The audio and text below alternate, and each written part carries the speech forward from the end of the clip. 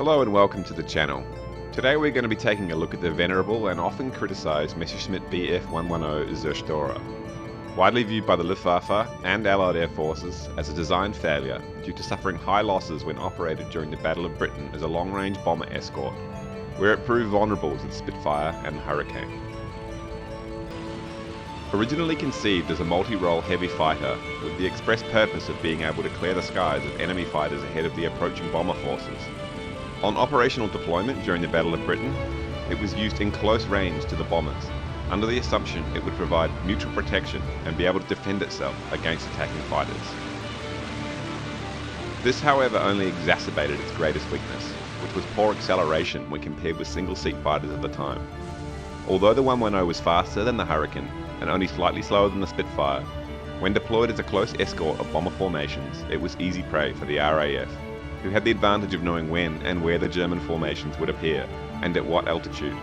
and could then dive onto them, using the inertia of gravity and accelerate away before the Zerstorers were able to react. This, coupled with the maneuverability disadvantage of the heavy fighter, led to significant losses, and would forever taint its reputation for the remainder of the war. Despite this, it still served with distinction in every theatre the Luftwaffe operated in until the war's end. In order to prove the assertion that the 110 was as much a victim of operational tactics as it was its own design shortcomings, we're going to take a look at the achievements of one of its most experienced pilots and break down why he was able to produce kills against superior fighter designs during combat operations. Some of my most viewed content is comparisons of the Luftwaffe's Zerstorers against the Allies' own twin-engine heavy fighter bomber designs, namely the Mosquito and P-38 Lightning. Invariably, there is always someone in the comments section keen to point out the fact that the 110 failed during the Battle of Britain, and that therefore, in real life, there is no way a 110 could get the better of an Allied twin-engine design, much less a single-seat, single-engine fighter, as their perception is coloured by the multitude of documentaries that exist, which present the 110 explicitly as a failed fighter aircraft.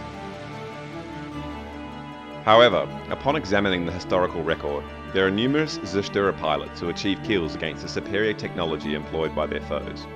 and importantly on more than one occasion, all while operating the 110 for the entirety of the war and surviving to tell the tale.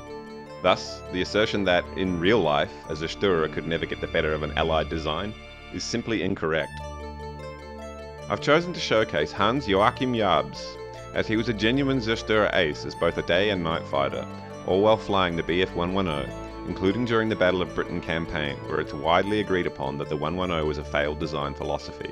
and hopelessly obsolete in a duel against their single-seat, single-engine contemporaries, which leads to comments such as, "This could never happen in real life," whenever I run one of these comparisons. In particular, I'm going to focus on a sortie flown during the Dunkirk operation, in which he managed to shoot down 2 Spitfires in quick succession, and discuss the reasons why conditions during this portion of the war would have been more favourable to the Luftwaffe, as well as touch on his record during the Battle of Britain and later campaigns, in which both he survived and managed to claim victories over Spitfires and Hurricanes while being deployed on escort duties. The first major advantage the Luftwaffe enjoyed during the Dunkirk evacuation was that the RAF did not possess radar guidance as they did during the Battle of Britain,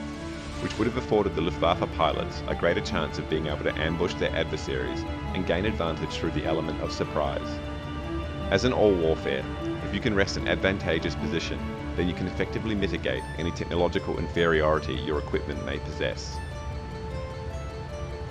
Secondly, the RAF deliberately held back its operational deployment during this campaign in anticipation of an invasion of the homeland, which turned out to be a vital decision that would later prove decisive thanks to the foresight of Air Marshal Dowding. Thirdly, RAF pilots were not as battle-tested at this time as their Luftwaffe adversaries, who had the benefit of experience from the Czech, French and Belgian campaigns. All of these factors combined, I surmise, would have led to a greater chance of victory in a plane-for-plane skirmish, as well as the fact that the 110 was not shoehorned into the role of an escort fighter at the outer limits of its loiter capability over hostile territory with an enemy that knew when and where they would arrive, while being made to move as slow as the bombers and in close proximity. It's worth noting at this point also that because of the lack of a Mark I Hurricane and Mark I Spitfire in the Great Battle series, I had to supplement it with a Mark V and Mark II respectively. both of which had significant improvements to their performance over the variants actually employed at the time, making it even more difficult to recreate a scenario in which I was able to shoot down 2 Spitfires in a single sortie, without being shot down myself. Additionally, I can find no details of the actual encounter in Jabs' own words in order to attempt to recreate the sortie more precisely, but for the purposes of this video, I'm merely demonstrating that what plays out in this simulation actually has a basis in reality, despite what people will claim in the comments, no matter the facts on the ground, all of which is sourced in the video description for their own verification. What is clear from the simulation is that the 110 is extremely slow to accelerate to its maximum airspeed, is less maneuverable, and must always have energy on its side in order for it to have any hope of catching a Spitfire or Hurricane in a dogfight. And even then, the window of opportunity to strike is small, as they both have the ability to dive and accelerate out of harm's way at will. I had to run this scenario many times in order to actually achieve 2 kills with 2 Spitfires in a single sortie because of these factors. And I also had to lower the AI difficulty to novice in order to not be immediately turned inside of and promptly shot down. However, as noted, I am pitting an E-Series 110 against a much improved Mark V Spitfire to begin with, so this was necessary anyway in order to even the odds a bit. Additionally, as noted,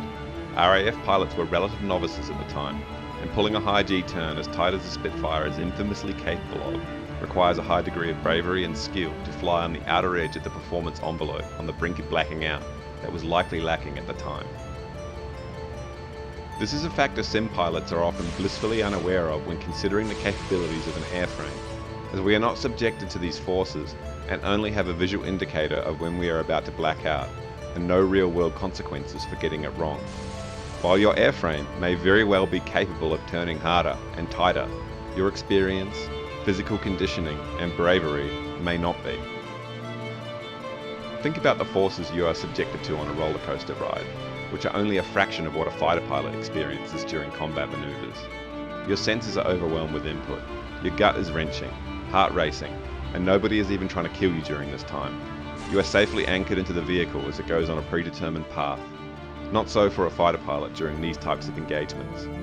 Without knowing both your body's and airframe the limitations to a high degree of proficiency,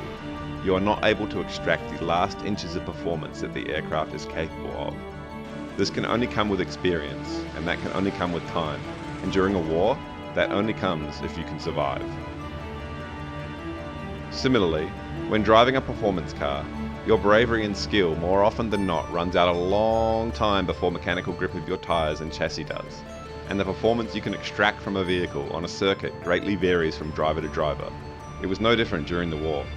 So to all the heroes in the comments section who will inevitably point out, but a Spitfire can outturn a 110. Yes, we all know that, but that didn't stop 2 of them being shot down on the same day by Hans Joachim Jabs in real life for all the reasons I've just outlined. What's important to understand is that this is not an attempt at historical revisionism, or to make claims that the BF110 was a superior aircraft to its allied contemporaries. In fact, Jabs himself said, and I quote, "In my wartime career as an Me-110 destroyer pilot,